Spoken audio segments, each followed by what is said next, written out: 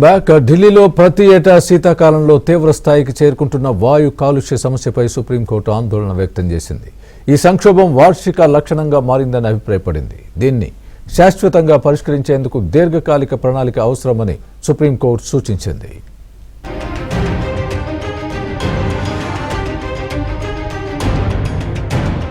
ఢిల్లీలో తీవ్ర స్థాయికి చేరుకుంటున్న వాయు కాలుష్య సమస్యపై సుప్రీంకోర్టు కీలక సూచనలు చేసింది. సరిహద్దుల్లోని టోల్ ప్లాజాలు, ట్రాఫిక్ ఆటంకాలు క్యూలకు దారితీసి కాలుష్యాన్ని పెంచుతున్నాయని గుర్తించింది.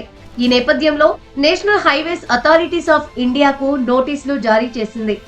ఢిల్లీ సరిహద్దుల్లోని 9 టోల్ ప్లాజాలను తాత్కాలికంగా మార్చాలని లేదా సస్పెండ్ చేయాలని సుప్రీంకోర్టు ఆదేశించింది. పీక్ వింటర్ నెలల్లో అంటే అక్టోబర్ 1 నుంచి జనవరి 31 వరకు టోల్ సేకరణను నిలిపివేయాలని, జనవరి 31 వరకు టోల్ ప్లాజాలు లేకుండా చూడాలని కోర్టు సూచించింది. టోల్ ప్లాజాలను 50 కిలోమీటర్ల దూరంలో ఏర్పాటు చేయాలని, ఇది ట్రాఫిక్ ను డైవర్ట్ చేసి కాలుష్యాన్ని తగ్గిస్తుందని సుప్రీంకోర్టు పేర్కొంది. కాలుష్య సమస్యకు నిపుణులు మాత్రమే శాశ్వత పరిష్కారాలు చూపించగలరని న్యాయస్థానం అభిప్రాయపడింది.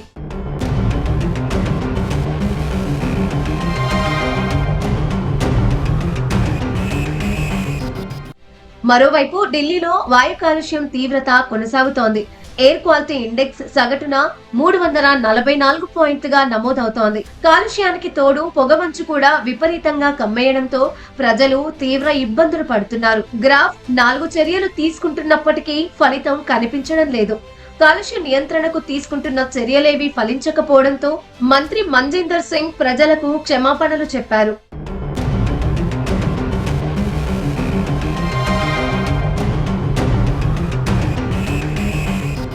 వాయు కాలుష్యం, పొగమంచు కారణంగా వాహనదారులు, మార్నింగ్ వాకర్స్ పై తీవ్ర ఇబ్బందులు పడుతున్నారు. శ్వాసకోశ ఇబ్బందులు ఎదుర్కొంటున్నారు. ఢిల్లీలో రాత్రి ఉష్ణోగ్రతలు 8 డిగ్రీలకు పడిపోతున్నాయి. ఉదయం దట్టంగా పొగమంచు కమ్మేస్తోంది. దీంతో 50 మీటర్ల కన్నా ఎక్కువ దూరంలో వెళ్తున్న వాహనాలు కూడా కనిపించని పరిస్థితి ఏర్పడింది. ఈ పొగమంచు విమానాలు, రైళ్ల రాకపోకలకు తీవ్ర ప్రభావం చూపుతోంది. కాలుష్యాన్ని తగ్గించడం కోసం ప్రభుత్వం కఠిన చర్యలు తీసుకుంటోంది. ఇందులో భాగంగానే పొల్యూషన్ అండర్ కంట్రోల్ సర్టిఫికేట్ ఉన్న వాహనాలకు మాత్రమే ఇంధనాన్ని అమ్మనుంది.